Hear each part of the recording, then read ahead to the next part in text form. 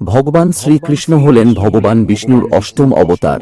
তিনি দ্বাপর যুগে জন্মগ্রহণ করেন শ্রীকৃষ্ণ রূপে। শ্রীকৃষ্ণের জন্ম হয়েছিল মথুরায় কংসের কারাগারে।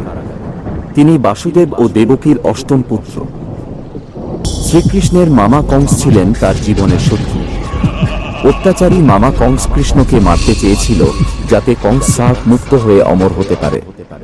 কিন্তু এক দৈবিক চক্রান্তে কংস বুঝতে পারে না শ্রীকৃষ্ণর জন্মের মুহূর্ত।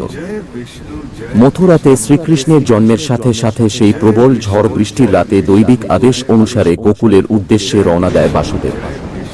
বাসুদেব শ্রীকৃষ্ণকে যমুনা নদী পার করতে থাকে, আর শেষনাগ বিশাল ফনা দিয়ে শ্রীকৃষ্ণকে আগলে রাখে যাতে যমুনা পার হতে পারে। বাসুদেব গোকুলে পালক মাতা পিতা যশোদা ও নন্দর কাছে রেখে আসে।